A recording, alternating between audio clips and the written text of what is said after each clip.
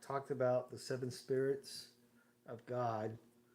Um, Started off in Revelation, and it went back to Isaiah 11 to name those spirits that were placed upon Jesus. And so now I want to continue on in Isaiah 11, where he prophesies this is about the attributes that Christ is going to have as a result of being God's son and having these seven spirits of God upon him. And so I'm going to read Isaiah 11:3 through 5. And it says, "And he will delight in the fear of the Lord, and he will not judge by what he sees, by what his eyes see, nor make a decision by what his ears hear. But with righteousness he will judge the poor and decide with fairness for the afflicted of the earth. And he will strike the earth with the rod of his mouth, and with the breath of his lips he will slay the wicked. Also, righteousness will be the belt about his loins, and faithfulness the belt about his waist." So, not only does Christ have these seven spirits that makes him um,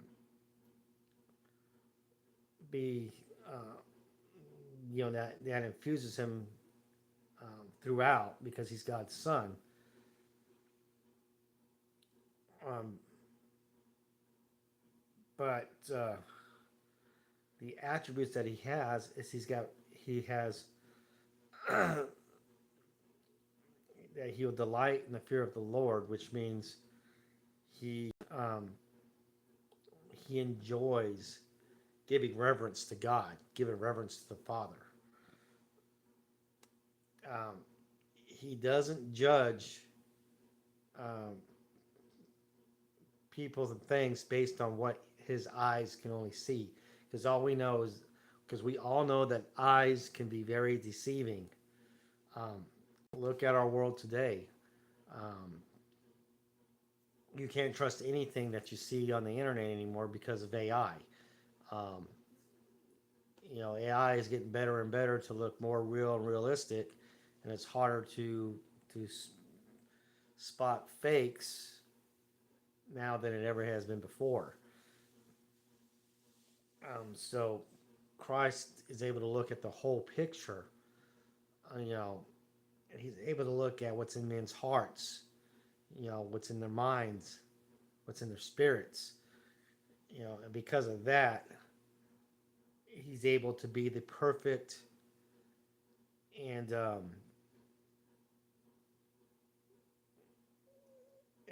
well knowledged judge. Oh, excuse me.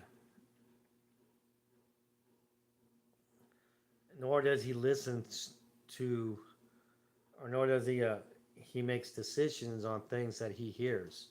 I mean, how many times us as human beings have we made rash decisions because we heard rumors that may or may not be true, or because we hear of something that's going to happen, and instead of trusting in God and relying on God and asking for guidance, we get in our own head. We know what's the best thing to do, or we panic and we just react uh, instead of sitting down and weighing the pros and cons and thinks about things.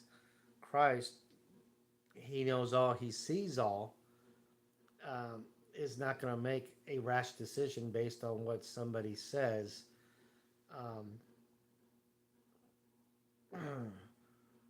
or hear. I mean, if you look when Jesus was walking the earth, how many times did the Pharisees try to trick him by the questions that they were asking him?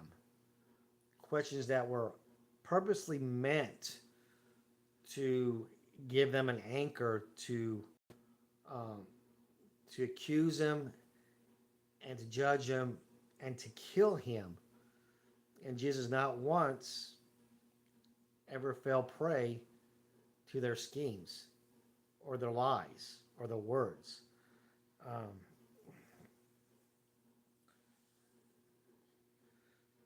And because he is holy and he is righteous, he can he'll um he'll judge the poor based on their spirits, on their souls, on their hearts, and not on their, you know, financial conditions, their intelligence, their capabilities to cope with society. Um, and it's not just poor monetarily, also the poor in spirit. You know, um, there's going to be Christians out there who have just a mustard seed of faith, and that's it. But as long as they cling on to that faith in Jesus Christ, even though they may still be infants in the Lord, uh, He's not going to hold that against them because you know, they did recognize the need for Him in their lives and reach out to Him. And so, based on that, He's not going to be so harsh when it comes to judgment. Um,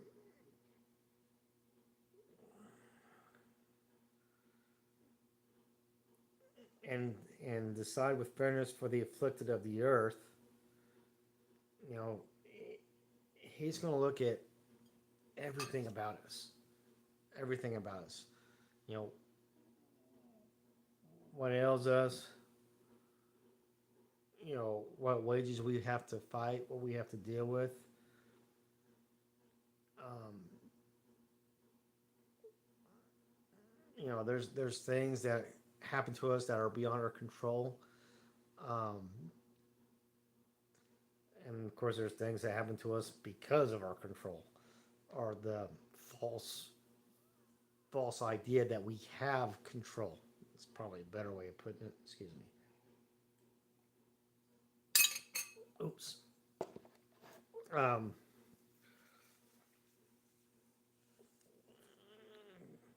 but and then here's where we get to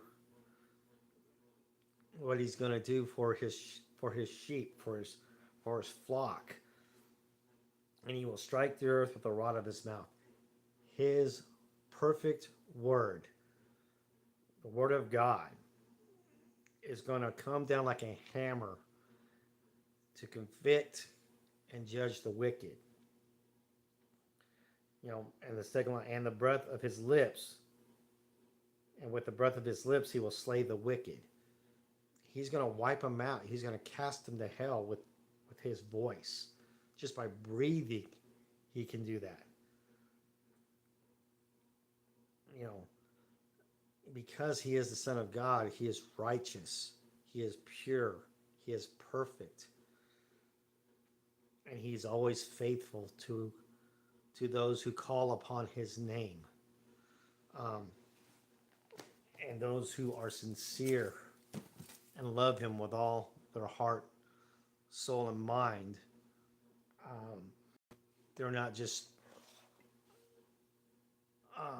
claiming Christianity as face value. You know,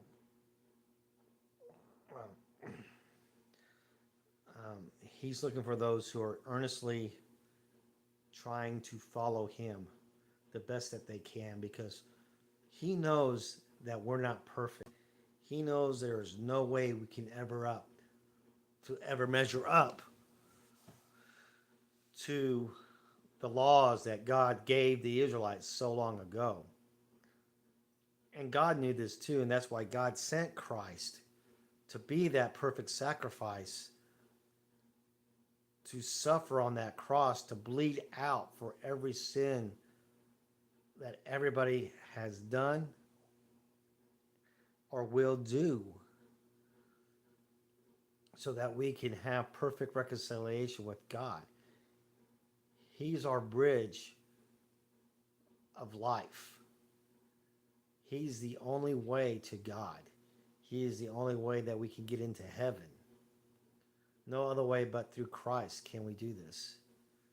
So with that, I love you guys. Have a blessed day, and we'll see you tomorrow. Bye.